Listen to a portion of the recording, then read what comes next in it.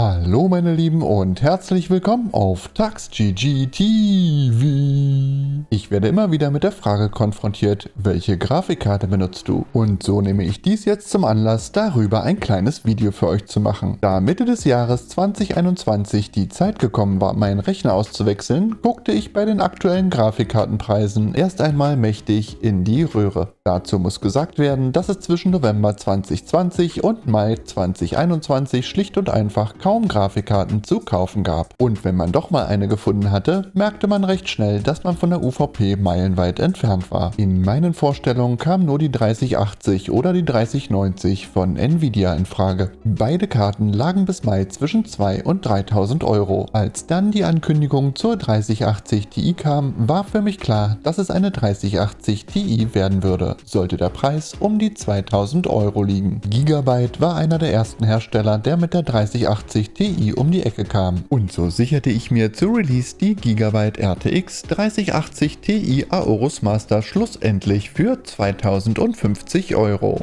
Damit kommen wir zuerst zu den Fakten und Spezifikationen. Zu den technischen Daten sei zu sagen, sie kommt mit 12 GB VRAM des Modelltyps GDDR6X daher, welche mit 9500 MHz, das heißt effektiv mit 19.000 MHz getaktet ist. Der Speicher arbeitet mit einer Bandbreite von 912 GB pro Sekunde. Die verbaute GPU leistet im Chip-Taktboost 1770 MHz. Der Chip ist mit 8 Nanometer gefertigt. Die Karte unterstützt CUDA und leistet 10.240 Shader-Units. Der Steckplatz ist ein PCI Express 4.0. Er kommt mit 16 Lanes daher, wobei 8 von der Grafikkarte genutzt werden und die anderen 8 je nach Mainboard, Prozessor und Sockeltyp für die SSD genutzt werden können. Als kleines Gimmick besitzt die Karte an der Stirnseite ein kleines Display. Dies ist total überflüssig, sieht aber richtig geil aus. Mit der Software von Aorus kann das Display angesteuert und nach Belieben verändert werden. So könnt ihr euch Parameter wie Temperatur oder Leistung anzeigen lassen, als auch eure eigenen Bilder einspielen. Einziger Wermutstropfen, die Software von Aorus hat häufig Kompatibilitätsprobleme mit anderer installierter RGB-Software.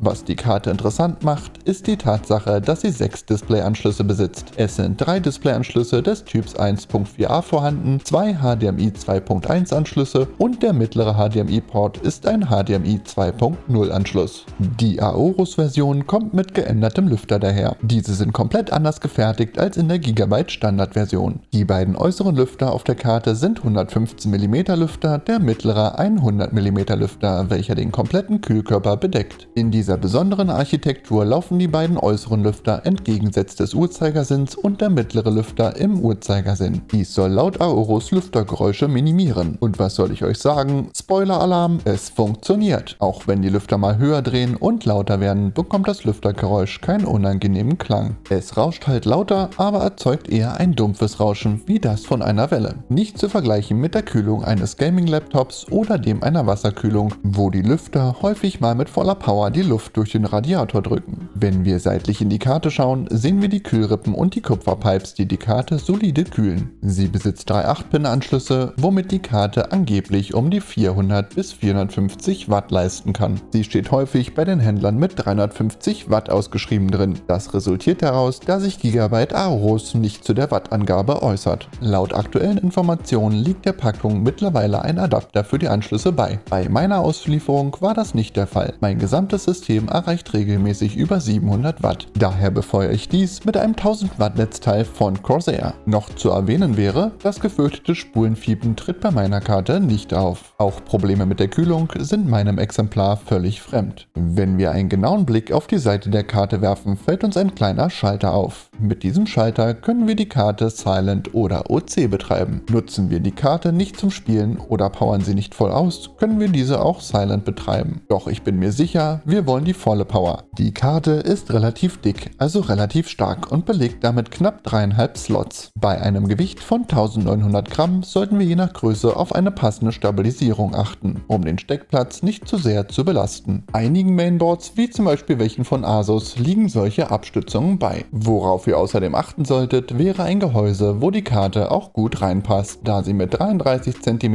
relativ lang ist, solltet ihr das vorher bedenken. Ich benutze als Beispiel für die Karte Karte ein Be Quiet PureBase 500DX. Seit knapp 6 Monaten ist sie bei mir beim Gaming und Videorendering im harten Einsatz. Bei Spielen aus dem Jahre 2021 gibt es gar keine Probleme. Ich kann jedes Spiel mit High Settings spielen. Gesagt sei aber, dass ich in 2K und nicht in 4K spiele. Ich habe bis auf Spielserver-bedingte Ruckler gar keine Ruckler. Als gute Referenz lässt sich hier Warzone mit der Verdansk Map nennen. Mit dem passenden Prozessor im Rücken lassen sich damit die 200 FPS knacken. Mit meinen Komfort-Settings kam ich auf 175 Frames. Bei Spielen wie New World, welche ein bisschen serverlastiger sind, hatte ich Frames bis 195. Dafür in Städten, wo mit unter 500 Spieler standen, nur 60 Frames. Auch ganz aktuelle Spiele wie Icarus laufen problemlos. Ich betreibe mein System mit einer CPU-Wasserkühlung und 3 Lüftern, welche die Luft aus dem Gehäuse rausziehen. Die Karte läuft bei mir mit Afterburner im Spielbetrieb bei 2025 MHz. Über Afterburner gemessen beträgt meine Grafikkartentemperatur im Desktop-Betrieb ca. 43 Grad. Im Spielbetrieb erreicht sie maximal 63 Grad. An dieser Stelle ist vielleicht noch zu erwähnen, dass Afterburner stets etwas höhere Zahlen ausgibt, als sie real sind. Ich möchte nochmal auf die Auslastung zu sprechen kommen. Die Auslastung der Karte in Spielen, wir nennen als Beispiel New World, auf High Settings in 2K beträgt knapp 55%. Der Speicher ist durchgehend mit 9 GB gefüllt. Die Temperatur der Karte erreicht unter diesen Parametern 62 Grad und sie gönnt sich außerdem knapp 240 Watt Stromaufnahme. Beim Video-Rendering konnte mich die Karte ebenfalls überzeugen. So wird dieses 9-Minuten-Video in Adobe Premiere Pro 2022 in H264 1080p in gut 4 Minuten gerendert. Dabei erreicht die Karte gute 178 Watt, 2025 MHz und einer schwankenden Auslastung zwischen 42 und 63%. Die Temperatur liegt bei 51 Grad. Während des Prozesses werden ca. 8600 MB in den Speicher geladen. Der Vollständigkeit halber die beiden letzten Zahlen. Meine CPU ist mit 41 bis maximal 73 ausgelastet und erreicht 52 Grad beim Rendering. Und für den Fall, dass es wen interessiert, hier nochmal die Daten und die Werte im Desktop-Betrieb. Mit dem geöffneten Premiere Pro erreicht die Karte 37 Watt, 220 MHz Leistung, 0% Auslastung und 43 Grad. Der Speicher ist mit knapp 500 MB ausgelastet. Die CPU ist mit 2,4% ausgelastet und erreicht 38 Grad. Und damit will ich zu guter Letzt noch ein kleines Fazit ziehen. Ich denke, über Verfügbarkeit und Grafikkartenpreise brauchen wir hier nicht reden. Diese sind utopisch. Wer allerdings eine neue Karte benötigt, sollte sich die Gigabyte Aorus Master RTX 3080 Ti definitiv auf den Zettel schreiben. Es ist eine spitzenmäßige Grafikkarte mit sehr guten Spezifikationen. Es stehen euch alle Türen offen mit Spielereien wie Afterburner und RGB. Sie ist verhältnismäßig leise und weist kein Spulenfiepen auf. Die Leistung ist hervorragend und auch die Minidisco im Gehäuse ist mit einem Haufen RGB-Beleuchtung und dem Display gewährleistet. In meinen Augen eine absolute Top-Karte. Wer etwas Leistungsstärkeres sucht, der kann ja noch warten. Mit ein bisschen Glück kommt eventuell die 3080 Ti mit mehr Gigabyte auf den Markt oder man wartet auf eine 3090 Ti, die eventuell demnächst erscheint. Aber da werden wir wohl in ganz anderen Preisdimensionen unterwegs sein. Und bei medialen Schreckgespenstern wie Kühlleistung oder ähnliches, die über Gigabyte im Netz kursieren, würde ich nicht viel drauf geben. Die deutschen Händler bieten euch 2 Jahre Garantie und Gigabyte 4 Jahre Warranty. Somit seid ihr von produktionsbedingten Schäden gewahrt. Damit möchte ich zum Ende dieses Videos kommen. Wie immer hoffe ich, dass ich euch gut und ausreichend informiert habe und ihr ein bisschen Spaß am Video hattet. Und so komme ich abschließend zum altbekannten Satz: Lasst mir noch ein Abo da und bis bald, euer